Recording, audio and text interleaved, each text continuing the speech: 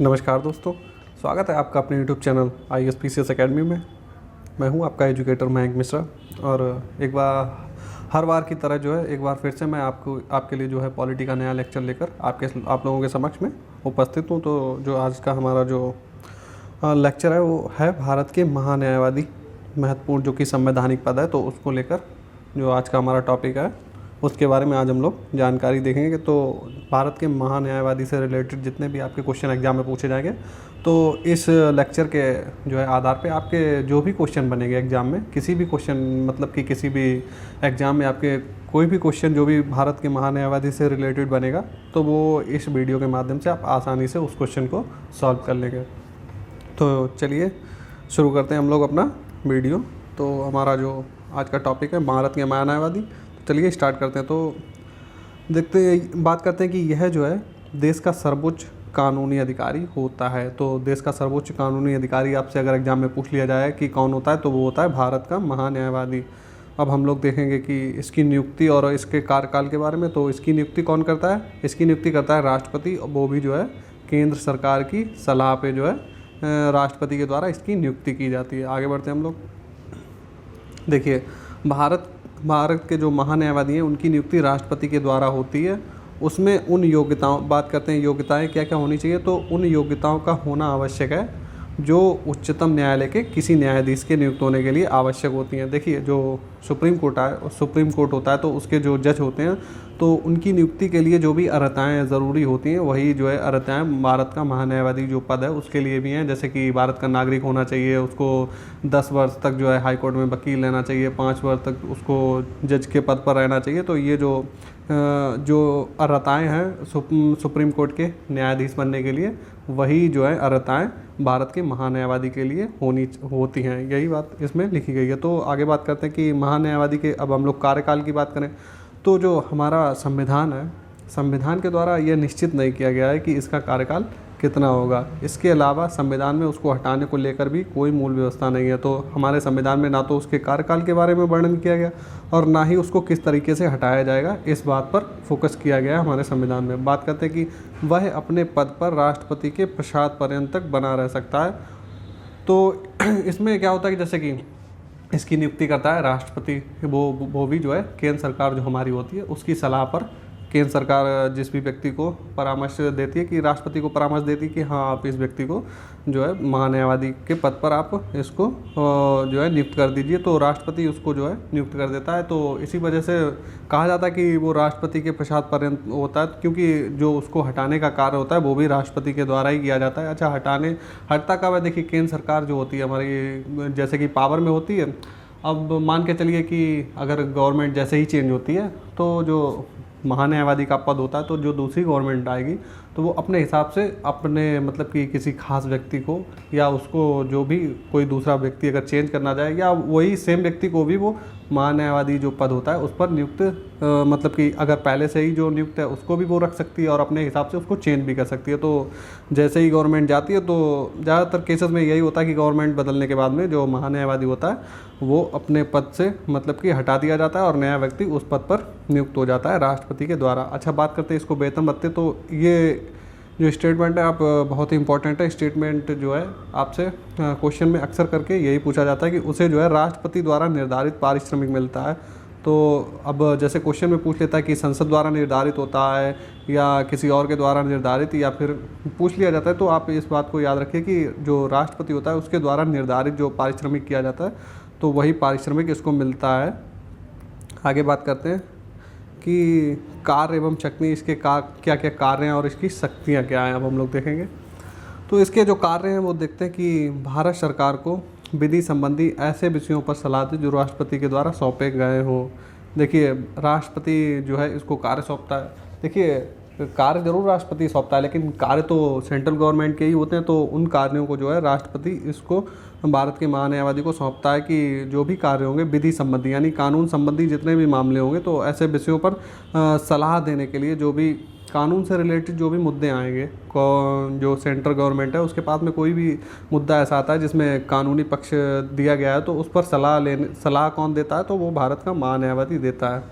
आगे देखते हैं कि विधिक स्वरूप से ऐसे अन्य कर्तव्यों का पालन करे जो राष्ट्रपति के द्वारा सौंपे गए हों। अच्छा, विधिक स्वरूप जो होता है, कानूनी रूप से कोई और भी कर्तव्य होंगे जो राष्ट्रपति के द्वारा उसके सौंपे गए हों, तो वो भी उनको देखता है। चलिए आगे बात करते हैं कि राष्ट्रपति जो होता है वो महान्यायवादी को कौन कौन से कार्य सौंपता है। तो 2-4 पॉइंट हैं इम्पॉर्टेंट, वो देख लेते हैं कि भारत सरकार से संबंधित मामलों को लेकर उच्चतम न्यायालय में भारत सरकार की तरफ से पेश होता है। देखिए क्या होता है, जैसे कि सुप्रीम कोर्ट होती है, ठीक है। सुप्रीम कोर्ट में कोई केस ऐसा चला, जैसे कि केस जो होते हैं, जैसे कि PIL पड़ता है, या कोई व्यक्ति जो है, मतलब कि एक पक्ष जैसे कि कोई व्यक्ति या नागरिक है या कोई संस्था है, और दूसरा पक्ष जो है सेंट्रल गवर्नमेंट के ऊपर अगर किसी ने केस कर दिया है, या किसी मुकदमे में जो भारत सरकार है वो एक पक्ष में है, यानी कि विरोध में भी हो सकती है और पक्ष में भी हो सकती है।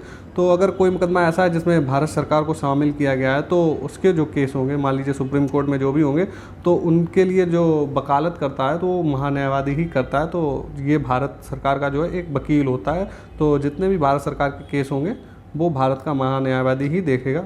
और आगे बात करते हैं कि संविधान के अनुच्छेद 143 के तहत राष्ट्रपति के द्वारा उच्चतम न्यायालय में भारत सरकार का प्रतिनिधित्व करता है। वही बात है कि जो उच्चतम न्यायालय होगा उसमें कोई भी केस अगर भारत सरकार से रिलेटेड होगा तो उसमें भारत सरकार का प्रतिनिधित्व कौन करता है? भारत का महान्यायवादी। जो सुप्रीम कोर्ट होता है तो वो भारत सरकार के जो भी केस होंगे तो महान्यायवादी से क्वेश्चन पूछता है भारत सरकार की, मतलब कि कोई भी क्वेश्चन अगर उसको भारत सरकार से पूछना है तो वो सीधे जो है भारत के महान्यायवादी से पूछता है।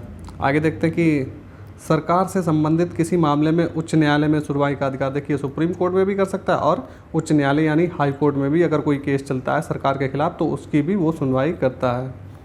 अच्छा, अब हम लोग देखेंगे कि इसके क्या क्या अधिकार एवं मर्यादाएं हैं, वो भी हम लोग देख लेते हैं। तो सबसे पहले अधिकारों की बात करें तो भारत के किसी भी क्षेत्र में, ठीक है, किसी भी अदालत में, ठीक है, महान्यायवादी को सुनवाई का अधिकार होता है।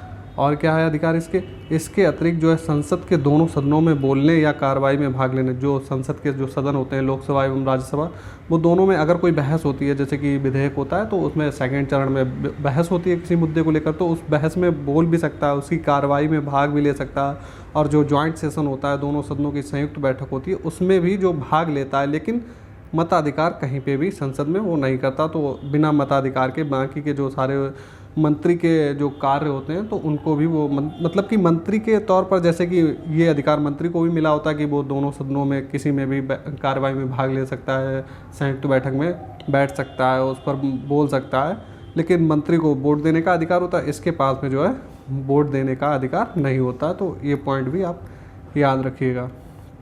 आगे हम लोग बात करेंगे कि और क्या क्या, अब इसकी हम लोग मर्यादा जो होती है कि इसको क्या क्या मर्यादाएं बना के रखनी पड़ेंगी अपने पद को लेकर। देखिए क्या होता है कि वह भारत सरकार के खिलाफ कोई सलाह या विश्लेषण नहीं कर सकता।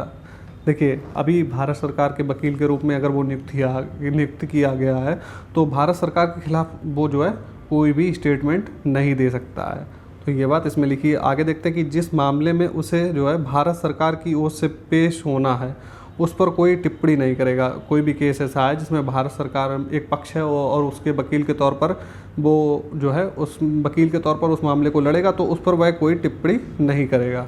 आगे देखते हैं कि बिना भारत सरकार की अनुमति के वह किसी आपराधिक मामले में व्यक्ति का बचाव नहीं करेगा। देखिए क्या होता है कि जो महान्यायवादी होता है तो वो भारत सरकार का वकील ज़रूर होता है, लेकिन साथ साथ में वो अपनी निजी प्रैक्टिस भी करता है। जैसे कि कोर्ट होती है तो वहाँ पे अपने निजी मुकदमे भी देखता है। ऐसा नहीं है कि वो सिर्फ और सिर्फ सरकार के ही केसेस सॉल्व करेगा, जो और भी अन्य जो उसके होते हैं वादी तो उनके भी केस देखता है। लेकिन जैसे ही बात आती है कि आपराधिक मामले जो होंगे, जो भी आपराधिक मामले होंगे तो उसमें क्या करेगा, वो पहले उसे सरकार की अनुमति लेनी पड़ेगी। तो जो आपराधिक मामले उसके पास में आएंगे तो सबसे पहले वो सरकार की अनुमति लेगा, उसी के बाद में वो केस अपने हाथ में लेगा।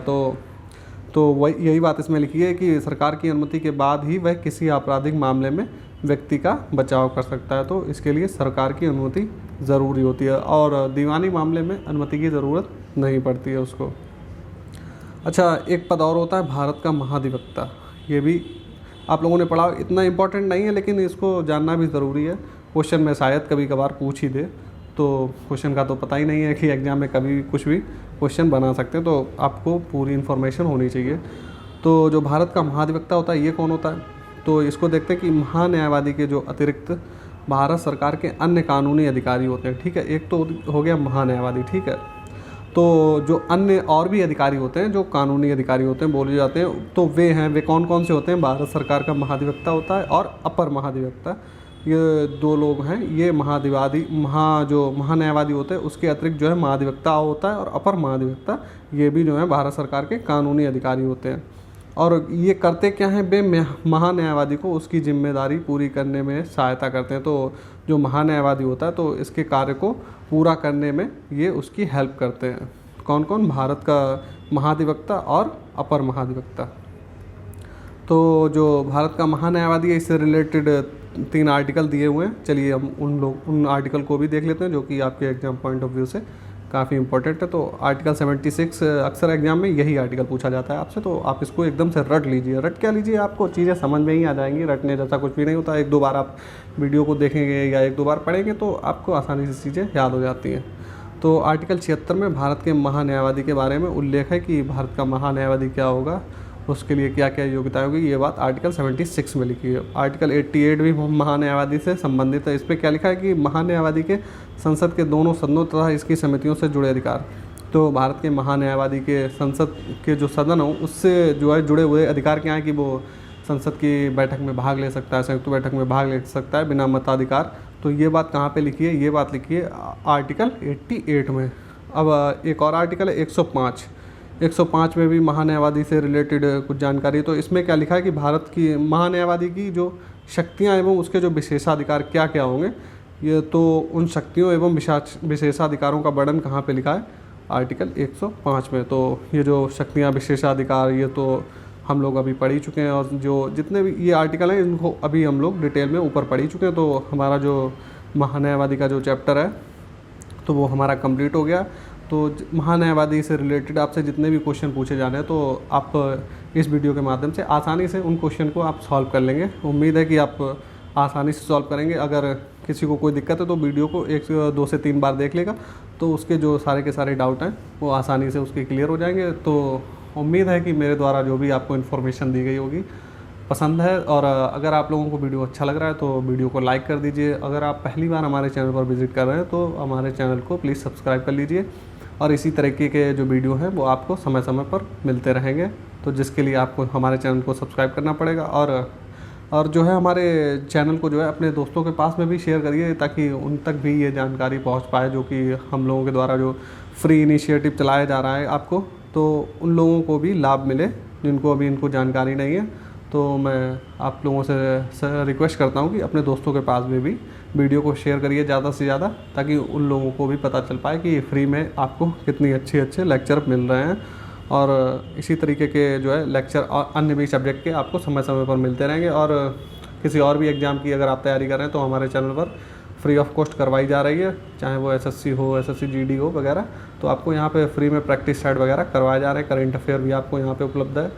तो और भी जो है लेक्चर आपको समय समय पर मिलते रहेंगे। हम लोग पूरी कोशिश कर रहे हैं कि आपको बेहतर से बेहतर कंटेंट दे पाएँ। तो चलिए फिर, उम्मीद है कि आप लोगों को हमारा जो इनिशिएटिव हम लोग चला रहे हैं प्लेटफॉर्म के माध्यम से अच्छा लग रहा हो। तो फिर चलिए मिलते हैं अगले वीडियो में।